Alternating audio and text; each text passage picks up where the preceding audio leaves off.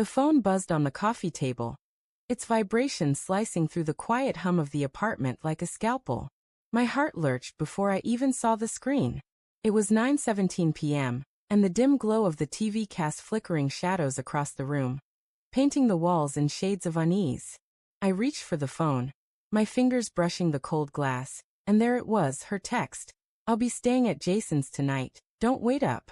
The words hit like a punch to the gut, stealing my breath, leaving my chest tight and hollow. I stared at the screen, the letters blurring as my pulse thundered in my ears. My reply was a single word, typed with trembling fingers, "Okay." The apartment felt smaller now, the air thick with the scent of leftover takeout, and the faint tang of her lavender perfume lingering on the couch. I sank into the cushions, the fabric rough against my palms, and tried to piece together what her message meant. Jason. Her coworker. The guy with the easy smile, and the kind of confidence that made you feel like you were always a step behind. They'd been working late on that project for weeks, meetings that stretched past midnight, her phone buzzing with his name at odd hours. I told myself it was nothing. Work was work. But now, her words sat heavy in my mind, each syllable a splinter under my skin. I scrolled through our texts, searching for clues I might have missed.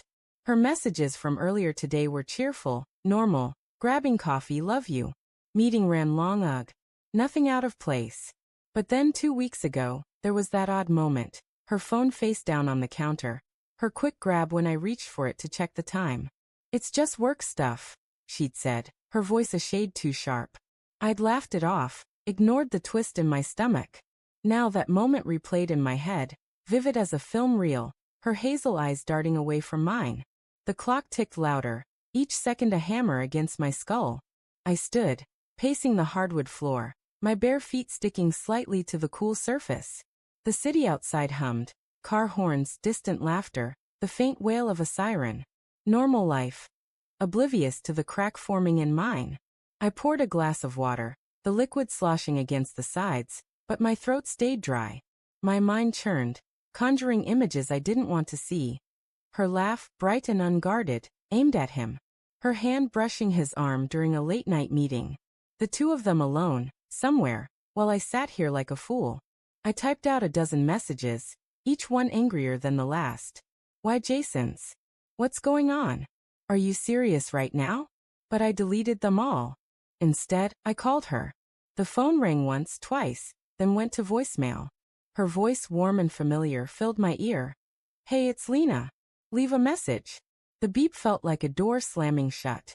I hung up, my grip tight enough to make the phone creak. The rational part of me tried to take control. Maybe it was innocent. Maybe Jason's place was closer to the office, and she was too tired to drive home. Maybe it was just a couch, a quick nap, nothing more. But the other part, the part that noticed how she'd been distant, how her hugs felt perfunctory, how her laughter didn't reach her eyes anymore, whispered darker truths. I grabbed my jacket, the leather cool against my skin, and headed for the door. I didn't know where I was going, but sitting still wasn't an option. The city streets were alive, neon signs buzzing, the air sharp with autumn chill. I walked past bars spilling music and couples leaning close under streetlights, their intimacy a cruel contrast to the storm in my chest. My phone stayed silent, mocking me with its stillness. I found myself outside a diner, its windows fogged with warmth, the smell of greasy fries wafting out. I went in, slid into a booth, and ordered coffee I didn't want, just to have something to hold. The waitress, an older woman with kind eyes, set the mug down. "Rough night?" she asked, her voice soft but knowing. I nodded, unable to muster words. The coffee burned my tongue, grounding me in its bitterness. I stared at the table, tracing the scratches in the formica, and let my mind spiral. Lena and I had been together for 3 years, 3 years of late-night talks, shared dreams, her head on my chest as we planned a future. Was it all a lie? Or was I overreacting, letting paranoia poison everything? My phone buzzed. Not Lena, Jason. A photo, sent to our group chat from work.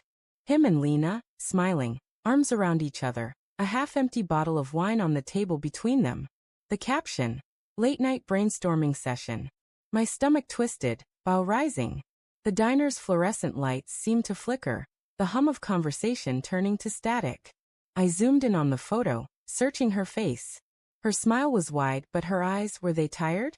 Guilty? Or was I projecting my fear onto every pixel? I texted her again. Saw the photo. What's going on? No response. The coffee grew cold, the mug heavy in my hands. I paid and left, the bell above the door jangling like a warning. Back on the street, I walked faster, my breath visible in the night air. I needed answers, but the thought of confronting her terrified me. What if she admitted it? What if she didn't, and I was left doubting her forever? I ended up at Jason's apartment building, a sleek high-rise that screamed money. I'd been here once, months ago, for a team happy hour. The lobby was all glass and chrome, cold and unwelcoming. I stood outside, staring up at the lit windows, wondering which one was his. My phone buzzed again. Not a text, but a call. Lena. I answered, my voice unsteady. Hey, she said, her tone casual, too casual. You okay? Am I okay? The words came out sharper than I meant. You're at Jason's, Lena. What's going on? A pause long enough to make my heart race. It's just work, Matt. We're finishing the presentation. I didn't want to drive home so late. Work, I repeated, the word tasting like ash. With wine? A sleepover. Another pause.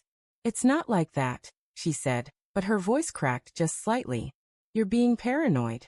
Then why didn't you tell me earlier? Why the cryptic text? I didn't think it was a big deal. Her tone rose, defensive. God, Matt, why can't you trust me? I wanted to believe her. Every part of me ached to. But the photo, the late nights, the way she'd been pulling away. It all added up to something I couldn't ignore. I'm outside, I said quietly. Come down. Now. Silence. Then, you're what? I'm here, Lena. I need to see you. The call ended. Minutes dragged by, each one heavier than the last. Finally, the lobby doors opened, and there she was, her coat thrown over her sweater, her hair messy, eyes wide with something. Fear? Guilt? She stopped a few feet away, arms crossed. Matt, this is crazy, she said, but her voice trembled. You didn't need to come here. Then explain it, I said, stepping closer. The streetlight caught the sheen of tears in her eyes. Explain the photo. Explain why you're here, why you didn't tell me. She looked away, her jaw tight. It's not what you think. Then what is it? My voice broke, raw with desperation. Because I'm losing my mind, Lena. I love you, and I'm standing here feeling like an idiot. Her shoulders sagged, and when she met my gaze, her eyes were wet. I didn't mean for this to happen, she whispered. It was just one time. One stupid night.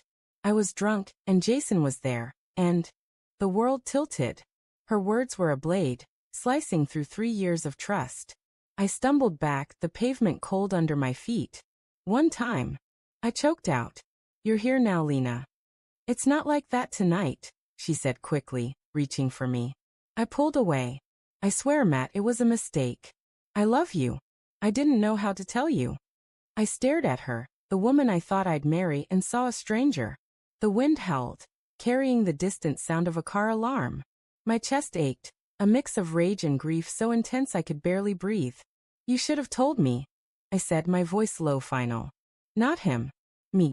I turned and walked away, her voice calling after me, fading into the night. The city swallowed me whole. And I let it, knowing nothing would ever be the same.